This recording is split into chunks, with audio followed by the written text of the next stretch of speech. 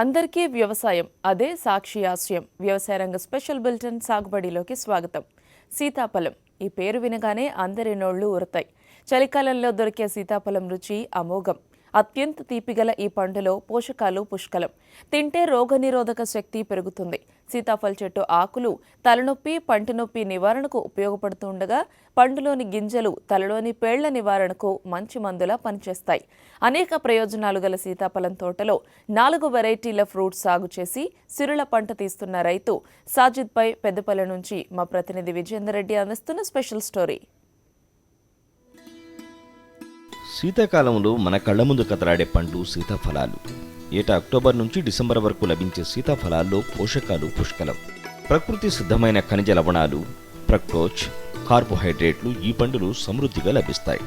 వాటితో రోగ నిరోధక శక్తి పెరుగుతుంది. ఎన్నో ప్రయోజనాలు గల మధురమైన సీతాఫలాలు ప్రస్తుతం మార్కెట్లో మనకు విరివిగా అందుబాటులో ఉన్నాయి. సాధారణంగా అందరూ సీతాఫలం అంటే ఒకే రకమైన పండుగ భావిస్తారు. అందులో వెరైటీల గురించి తెలిసిన వారు చాలా తక్కువ మందే ఉంటారు. తెలంగాణ రాష్ట్రం పెద్దపల్లి జిల్లా కేంద్రానికి చెందిన రైతు సయ్యద్ సాజిద్ ప్రస్తుతం 4 రకాల సీతాఫలాల్ని పండిస్తున్నారు. పెద్దపల్లి సమీపంలో 20 ఎకరాల భూమి గల సాజిద్ 15 ఎకరాల్లో సీతాఫలాల తోట సాగు చేస్తున్నారు. అందులో రామసీత అంటూ రెడ్ సీతాఫల్, రామ సఫెద, షుగర్లెస్ సీతాఫల్ పండిస్తున్నారు. 10 ఏళ్ల క్రితం పెట్టిన తోట ఏపుగా ఎరిగి 7 ఏళ్లుగా ప్రతి సీజన్లోనూ విరగ కాసి రైతన్నకు మంచి ఆదాయాన్ని సమకూర్చుతోంది. సీజన్ ఆరంభంతో సాజిద్కు చేతి నిండా పని, జేబు నిండా డబ్బులు లభిస్తున్నాయి. ఈ తోటల ద్వారా ఎకరాకు 20,000 రూపాయల పెట్టుబడి పెట్టి ₹1,00,000 వరకు ఆదాయం పొందుతున్నారు. శ్రమ తక్కువ, ఆదాయం ఎక్కువగా ఉండడంతో సంతోషం వ్యక్తం చేస్తున్నారు ఈ రైతు. తాత ముత్తాతల కాలం నుంచి పంట తోటలపై ఆధారపడ్డామని, జీవనాధారం ఈ తోటలేనని అంటున్నారు సాజిద్. ఈయన్ను కదిలిస్తే తోటల పెంపకం, సీజనల్ స్వీట్ ఫ్రూట్ సీతాఫలం గురించి గొప్పగా చెబుతారు. ఈ సీతాఫల తోట పెట్టాలని అనుకున్న తర్వాత నేను రాజమండ్రి, తిరుపతి అని తిరిగిన రామ్ సీత అనేది సీతాఫలం తెచ్చి పెట్టి 10 సంవత్సరాలు అయిపోయింది. నేను తోటలు కూరగాయలంతా 35 సంవత్సరాల నుంచి 53 ఏళ్ళు ఉన్నాయి. 14 సంవత్సరాల నుంచి నాకు ఇదే బిజినెస్లో కూరగాయలనే బాగా నాకు అనుభవశాలి ఉన్నది. షుగర్ వాళ్ళు బాగా తినరాదు. రామ్ సీత అనేది 1, 2 తినొచ్చు. ఆరు సఫేద అనేది 4, 5 తినొచ్చు. షుగర్ ఫ్రీ ఉంటుంది అది. ఈ రెడ్ సీతాఫలం కూడా రాజమండ్రి నుంచి తెచ్చినాం. కానీ 20,000 రూపాయలేమో దీనికి పెండా పాడి అని పెట్టుబడి వస్తుంది. కానీ ఇది మంచి లాభం వస్తుంది. మన పెద్దపల్లికి అయినా భూమిలో ఈ సీతాఫలం అనేది ఫేమస్ ఉన్నది. దీంతో మంచిగా లాభం అయితే నడుస్తుంది. ఇప్పుడు బత్తాయి కానీ, మామిడి తోటలు కానీ ఇవి అన్నీ పడుతూ ఉంటాను నేను. బాగా మంచి లాభం అయితే సీతాఫలంతో ఉన్నాయి. షుగర్ వాళ్ళు కూడా, నాకు కూడా షుగర్ ఉన్నది. ఈ రామ్ సఫేద అనేది షుగర్ వాళ్ళు తినొచ్చు, కానీ 2, 3 తినొచ్చు. బాగా తింటే కూడా షుగర్ పెరిగిపోతుంది, కానీ 2, 3 తినొచ్చు అన్ని పండ్లల్లో. ఈ రామ్ సీత అనేది ఈ అంటు బాబద్ది. ఇందులో ఇత్తులు తక్కువ ఉంటుంది, గువ్వం ఎక్కువ ఉంటుంది, బాగా టేస్ట్ ఉంటుంది కాయ. ఈ 9 ఇప్పుడు 10 సంవత్సరాల 4-5 నెలల నుంచి ఇది మాకు క్రాప్ అందింది. 3 ఏళ్ళ నుంచే క్రాప్ షురు అవుతుంది. ఈ తురం రాజమండ్రి నుంచి తెచ్చిన అంటు బాబద్ది అక్కడ అంటు చేపించి నేను తెచ్చి పెద్దపిల్ల దీనికి పెంచుతున్నా. 15 ఎకరాల తోట అయితే ఉన్నది. 4 రకాల సీతాఫలాల్లో ఎక్కువగా షుగర్లెస్ సీతాఫలకు భారీ డిమాండ్ ఉంటుంది. జనాభాలో గణనీయ స్థాయిలో షుగర్ పేషెంట్లు ఉండడంతో షుగర్లెస్ సీతాఫలాన్ని ఎక్కువగా కొనుగోలు చేస్తున్నారు. షుగర్లెస్ సీతాఫల చెట్టు, పండు కాస్త డిఫరెంట్గా ఉంటుంది. ఆకులు వెడల్పుగా, కాయ నునుపుగా ఉంటుంది. మామూలు సీతాఫలంపై పుచ్చెలు ఎక్కువగా ఉంటే షుగర్లెస్ సీతాఫలంపై పుచ్చెలు ఉండవు.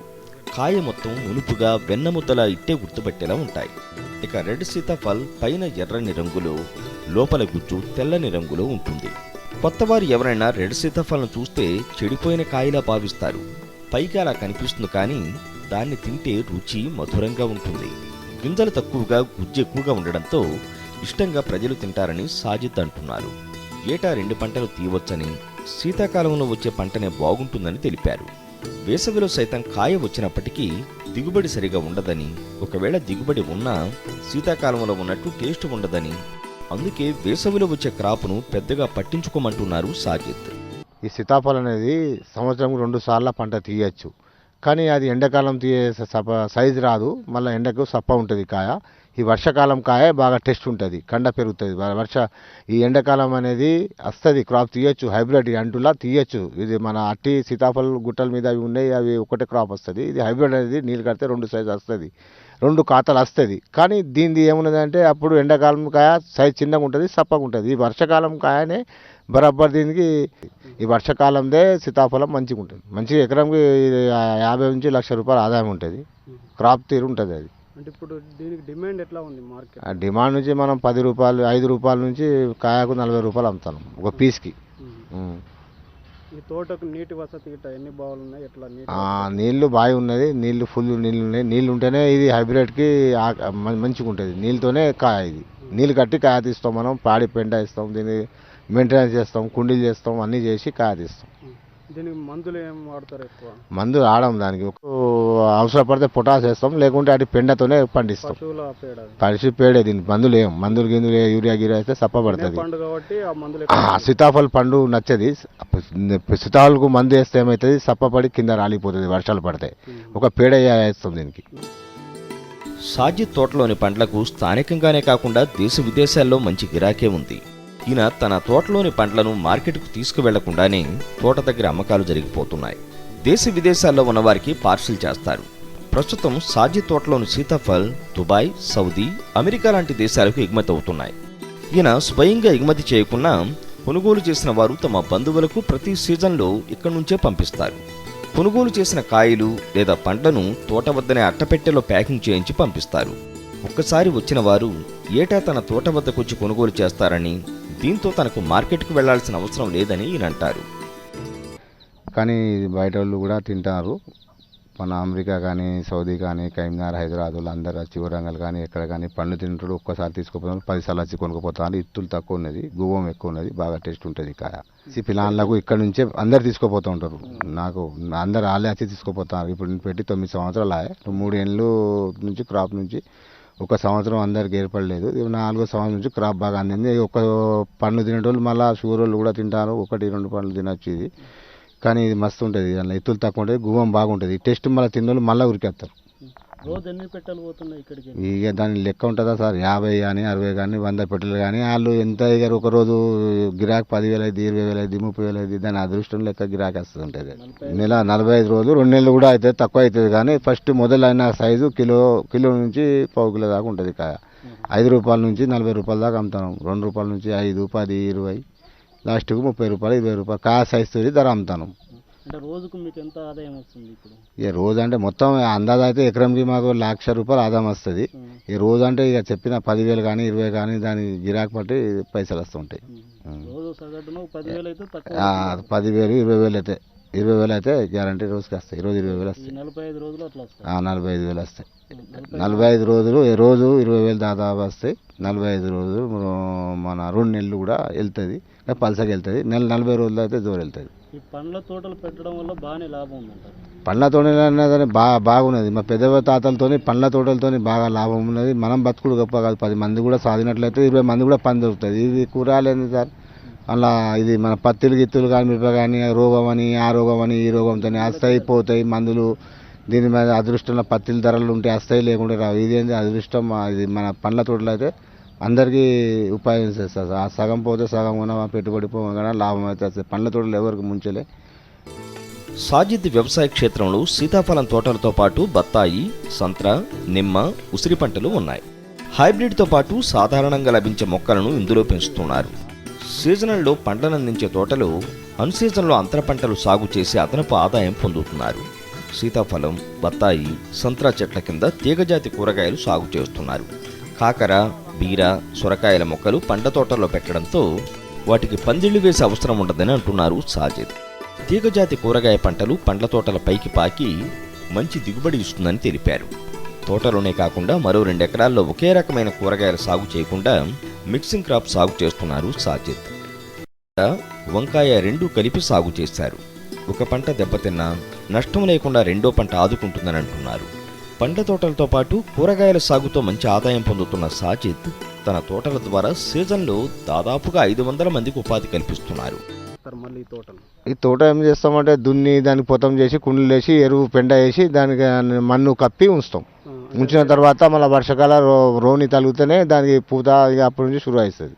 అంటే అంతర పంటలు కూడా వేస్తారు. అంతర పంటలు అంటే అంతర పంటలు కూడా ఇలా దీని మీద కాకరకాయ కానీ, దీని మీద బీరకాయ కానీ, చెట్ల మీద సొరకాయ కానీ ఆ సంటలో దున్ని వేస్తే దాని మీద అంతర పంటలు కూడా దీని మీద కూరగాయలు కూడా తీస్తా. అవసరం పందిలో వాడి మంచి- పందిరి వాడు సీతాఫల చెట్లకు ఎక్కితే పందిరి బదులు సీతాఫల చెట్లకు ఎక్కి ఆ కూరగాయలు కూడా తీస్తాను. ఆహా. అంటే అంతర పంట కూడా తీస్తాం. ఎకరంకి 20,000 30,000 ఏదో ఖర్చుల మందం ఈ లేబర్ ఖర్చులు ఆ పెండ మందం అన్న వెళ్తాయి. అంటే ఈ తోటలతోటి ఇప్పుడు మీరు నేను ఒక 500 మందిని ఉపాధి కల్పిస్తాను. ఇప్పుడు సీతాఫల తోటలో 50, 60, 20, 10 నుంచి 20-30 మంది డైలీ ఉంటారు. ఈ కూరగాయలు కూడా ఒక 20 మంది మాడి తోటల మీద 500 మంది పనిచేస్తారు. నేను ఒక దాదాపు 100 మాడి తోటలు పడతా.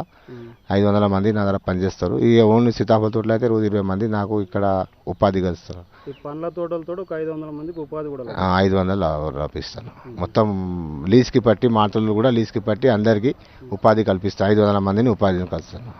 అంటే మీకు చెప్పాలంటే ఆత్మహత్యలు చేస్తా అంటే వాళ్ళు నీళ్ళు లేక అది లేక మన నీళ్ళు లేక కూడా కొంచెం ఆత్మహత్య చేస్తారు. నీళ్ళు ఉంటే పత్తిలు కానీ ఏదైనా ఉంటే అది ఫలం వస్తుంది. నీళ్ళు లేక అటు నీళ్ళు లేని కాడ పోయి పత్తి పెట్టి పత్తి పెరగక అట్లా లేచి కూడా లాస్ అవుతారు. నీళ్ళు ఉన్న కాడ అయితే మంచిగా రైతులు మంచి లాభపడతారు. నీళ్ళు లేని కాడ వాళ్ళు ఆత్మహత్యలు చేసుకుంటారు. నీళ్ళు లేని కాడ ఎందుకు వేసుకోవాలి, ఉన్న కాడ వేసుకోవాలి, మంచి పంట తీసుకోవాలి. అలాంటి రైతులు మీరేం చెప్పగలుగుతున్నారు? ఏమంటే తోటలు నీళ్ళు తక్కువ ఉన్న కాడ మాడి తోటలు సాధించుకోవాలి. మాడి తోటలు కానీ ఏదైనా మోసంబి కానీ సీతాఫలం కానీ అవి చేసుకోవాలి. మార్కెట్లో డిమాండ్ ఉన్న డిమాండ్ పండ్లు అయితే మాడి తోటలు అయితే నీళ్ళు లేని తక్కువలో, మాడి తోటలు అయితే కొద్దిగా తక్కువ నీళ్ళ మాడి తోటలో ఎక్కువ శాతం లాభాలు వస్తాయి. పండ్ల తోటలకు పెద్దగా పెట్టుబడి ఉండదంటున్నారు సాజిద్. సీజనల్ ఫ్రూట్ సాగుతో సిర్లు పంట తీస్తున్న సాజిద్ పండ్ల తోటలకు పశువుల ఎరువు తప్ప మందులు అస్సలు వాడమంటున్నారు. మొక్కలకు పోషకాలు అందేలా కాస్త పొటాష్ వేస్తామని తెలిపారు. సీతాఫలం చెట్లకు కలుపు తీసి వేసవిలో పాదులు చేసి వదిలేస్తామని, వర్షాకాలంలో పడ్డ నీళ్లు పాదులలో ఇంకి చిగురించి పూత కాయ బాగుంటుందని తెలిపారు.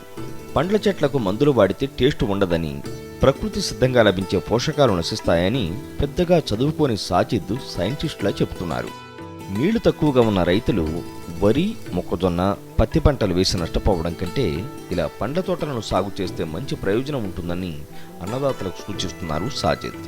బత్తాయి, సంత్రాల పంటల నుంచి ఏటా 2 పంటలు తీస్తున్నామని, తద్వారా ఎకరములో ఖర్చులు పోను 2 లక్షలకు పైగా మిగులుతోందంటున్నారు సాజిద్.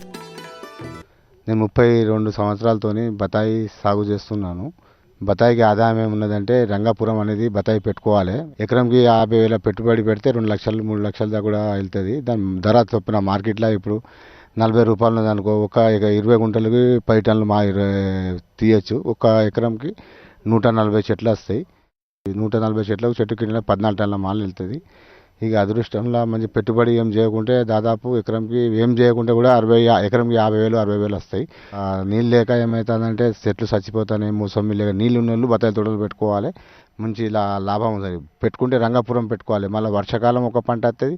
మళ్ళీ వర్షాకాలం అయిన తర్వాత దానికి తోటం గిటం చేసి కొద్దిగా ఒక నెల 15 రోజులు అదలో కొట్టి మళ్ళీ పంట తీస్తే మళ్ళీ వేసంగి 2 పంటలు వస్తాయి. మాకు 2 ఆదాయం ఉంటుంది. మోసంబి బాగా మంచిగా మాడి తోటలు గాలి ద్వారంకి అవి రాలిపోతాయి. కానీ ధర ఉంటే పైసలు అయితే ఇవి రాలే. బత్తాయికాయలు ఒక దోమది ప్రాబ్లం ఉంటుంది. చెట్ల కింద గడ్డి లేకుండా చేసుకుంటే 2 పంటలు అయితే ఒక వర్షాకాలం తక్కువ దోమ ఉంటుంది. వేసంగి వచ్చే కాయాల దోమ ఉండదు. ఇక అది సంతరతోనే డిమాండ్ వెళ్తుంది. మోసంబి బాగా లాభం ఉన్నది పెట్టుకుంటే. ఎకరానికి 140 చెట్లకు దాదాపు ధర ఉంటే 3 లక్షల రూపాయలు వస్తాయి. ధర లేకుంటే 2 లక్షలు అయితే గ్యారంటీ వస్తాయి. సాజిద్ పండ్ల తోటలను చూసిన వారు ఆశ్చర్యం వ్యక్తం చేస్తున్నారు. ఎక్కడ ఉన్న సీజనల్ ఫ్రూట్స్ కోసం సాజిద్ తోటల వద్దకొచ్చి కొనుగోలు చేస్తామంటున్నారు. షుగర్లెస్ సీతాఫలం కోసం కరీంనగర్ నుంచి వచ్చి పండ్లను కొనుగోలు చేశానని, తానే కాకుండా హైదరాబాద్, ఢిల్లీకి చెందిన వారు సైతం వచ్చి తీసుకువెళతారని చెబుతున్నారు. నాణ్యమైన పండ్లు తక్కువ ధరకు సాజిద్ తోట వద్ద లభిస్తాయని అంటున్నారు. రైతే రాజని సాజిద్ నిరూపిస్తూ తమలాంటి వినియోగదారులకు నాణ్యమైన ఫ్రూట్స్ అందిస్తున్నారని వినియోగదారులు చెబుతున్నారు. ఇక్కడ సాజిద్ గారని పూలలో గులాబీ పువ్వు ప్రాముఖ్యత ఎంతో, పండ్లలో సీతాఫలపు పండు ప్రాముఖ్యతను మనం అందరం ఎరిగిందే. సాజిద్ గారి ఈ క్షేత్రంలో గత 5 సంవత్సరాల నుంచి మేము కరీంనగర్, వరంగల్ మిగతా ప్రదేశాల నుంచి ప్రసిద్ధి చెందింది కాబట్టి అందరం వచ్చి కంచెలు కొనుక్కొని వెళ్తుంటాం. అది చాలా అరువైన ప్రాంతంగా పెద్దపల్లి ప్రాంతంలో మిగతా సీతాఫలాలు దొరికినా అవి బజారులో మగ్గినవి కాకుండా తన దగ్గర ఉన్న వెరైటీ డిఫరెంట్ రాజమండ్రి నుంచి తీసుకొచ్చి తను ఏపుగా పెంచి షుగర్లెస్ అనే పండును కూడా ప్రజలకు అందిస్తుండు. షుగర్ ఉన్న వ్యక్తికి ప్రత్యేకంగా షుగర్లెస్ అనేది తను అందియడం మన అందరం ఆయనకు రుణపడి ఉన్నాం. షుగర్ ఉన్న వాళ్లకు ప్రఖ్యాతంగా పెద్దపల్లి వచ్చి సయ్యద్ సాజిద్ గారి క్షేత్రంలో పండిన పండును తీసుకొని పోయి తింటే ఉండదు అనే ఒక నమ్మకాన్ని పెంపొందించిండు. తను క్షేత్రం దాదాపుగా 20 ఎకరాల స్థలంలో 15 ఎకరాలు సీతాఫలమును, మిగతా 5 ఎకరాలలో టమాటా, మిగతా వాటిని రైతే రాజుగా తను ప్రసిద్ధి చెందిండు ఈ ఏరియాలో. అతి తక్కువ వర్షపాత ప్రాంతాల్లోని మెట్ట భూముల్లో రైతులు నిర్వహణలో ఎలాంటి సస్యరక్షణ చర్యలు లేకపోయినా కొండల్లో కోనల్లో సాగుతున్న పంట సీతాఫలం. ఒకప్పుడు కేవలం అటవీ ప్రాంతానికి కొండగుట్టలకు పరిమితమైన ఈ పంట ఇప్పుడు వాణిజ్య సరళిలో కూడా సాగవుతోంది. కార్బోహైడ్రేట్లు, ఏ, సి విటమిన్లను కలిగిన సీతాఫలం అంటే మనలో అధిక శాతం మందికి ఇష్టమే. సీతాఫలం గుజ్జును ఐస్ క్రీం, పాల సంబంధిత పదార్థాల తయారీలో వాడుతున్నారు. ఈ ఫలం సాయంతో తీసే నూనె, సబ్బు, పెయింట్ పరిశ్రమల్లో వినియోగిస్తున్నారు. ఈ పంట ద్వారా తప్పకుండా లాభాలవుతాయని ఉద్యాన పంటల రైతులు కొంత పొలంలోనైనా సీతాఫలాల్లోని పలు వెరైటీలను సాగు చేసుకోవచ్చని చెబుతున్నారు రైతు సయ్యద్ సాజిద్. ఇలాంటి రైతుల నుంచి స్ఫూర్తి పొంది మరింతమంది రైతులు ఈ పంటను సాగు చేసి దీని సాగును విస్తరింపచేయాలి. విజేందర్ రెడ్డి, ప్రిన్సిపల్ కరెస్పాండెంట్, సాక్షి న్యూస్, కరీంనగర్ జిల్లా. ఆయన వ్యాపారవేత్త అయితే ఆయనకు వ్యవసాయం అంటే మక్కువ. ఎందుకంటే తాను వచ్చిందే వ్యవసాయ ఆధారిత కుటుంబం నుండి కాబట్టి. దీంతో ఆయన ఇంటిని ఓ నందనవనంగా మార్చేశారు. ఇంటి ఆవరణలో బోన్సాయి జాతి మొక్కలు, పలు రకాల పక్షులతో పాటుగా తన భవనంపై ఓ చెట్టును పెంచుతున్నారు. అయితే ఆ ఇంటిపై పెరుగుతున్న చెట్టును చూస్తే మాత్రం ఎవరైనా ముక్కున వేలేసుకోవడం ఖాయం. ఇంతకీ ఏమిటా చెట్టు తెలుసుకోవాలంటే తూర్పుగోదావరి జిల్లాలోని తునికి వెళ్లాల్సిందే. సాధారణంగా కొబ్బరి చెట్లను తోటల్లో పెంచుతాం, లేదా పొలం గట్లపైన వీలుంటే ఇంటి ఆవరణలోనూ పెంచుతాం. కానీ తూర్పుగోదావరి జిల్లా తునిలో మాత్రం ఓ వ్యాపారవేత్త కొబ్బరి చెట్టును ఏకంగా తన ఇంటిపైనే పెంచుతున్నారు.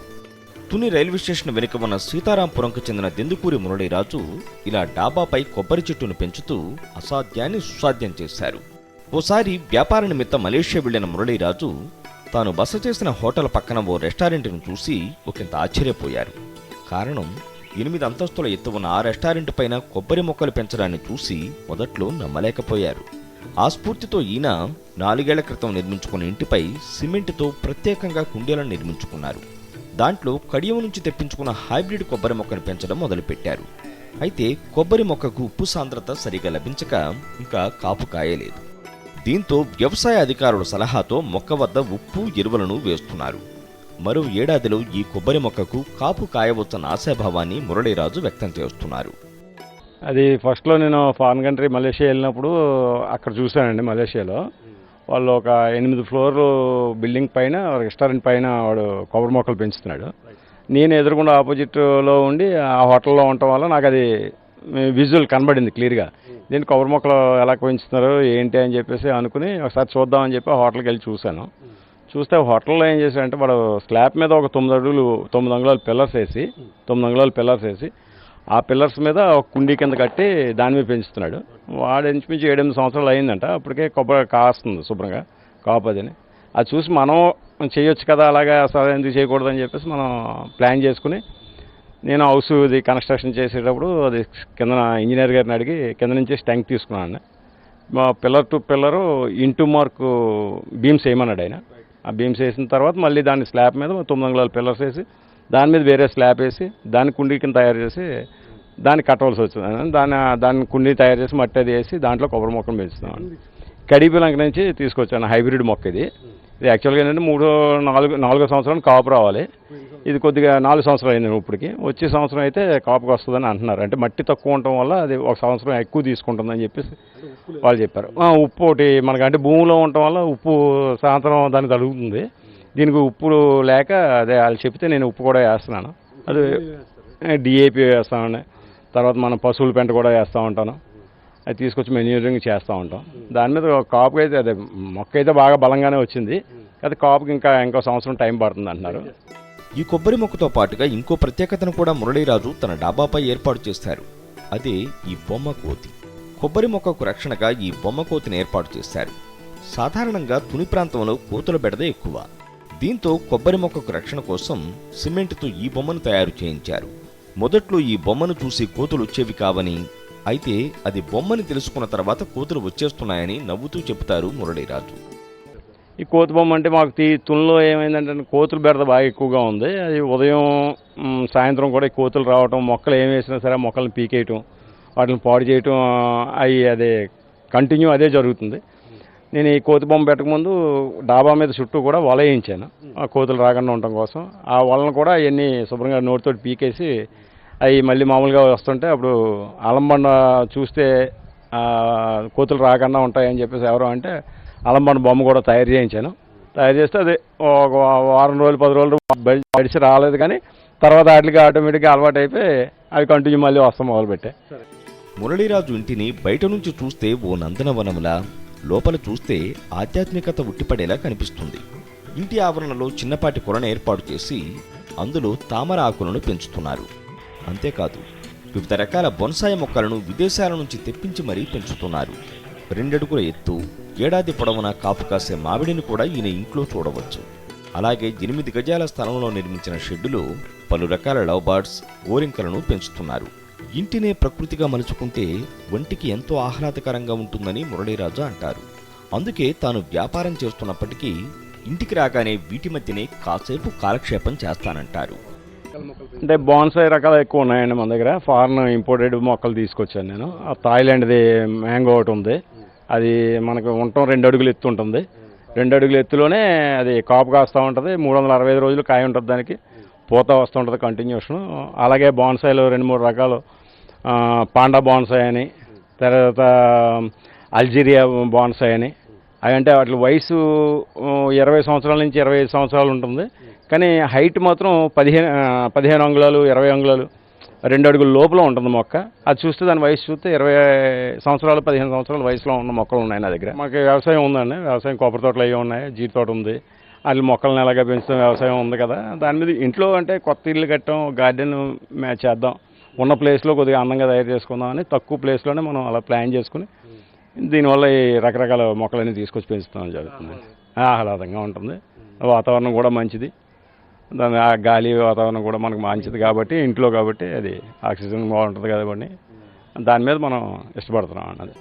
మురళీరాజు ఇంటిని చూసి ఎవరైనా తమ ఇంటి మీద అంటే టెర్రస్ పైన కొబ్బరి చెట్లను పెంచాలనుకుంటే మాత్రం తప్పకుండా కొన్ని జాగ్రత్తలు తీసుకోవాలి. భవన నిర్మాణ నిపుణుల సూచనలు సలహాల ప్రకారం నిర్మాణంలో జాగ్రత్తలు తీసుకున్న తర్వాత ఇలా డాబా మీద కొబ్బరి చెట్లను పెంచుకోవచ్చు. ఆ రిస్క్ ఎందుకని అనుకుంటే మాత్రం టెర్రస్ పైన పూల మొక్కల్ని, కూరగాయ పంటల్ని సులువుగా పండించుకోవచ్చు. మురళీరాజులాగా ఇంటిని ఆహ్లాదకర నందనవనంలా మార్చుకోవచ్చు. వి రాజు, సాక్షి న్యూస్, కాకినాడ, తూర్పుగోదావరి జిల్లా. ఇవి సాగుబడి వివరాలు. Stay with us.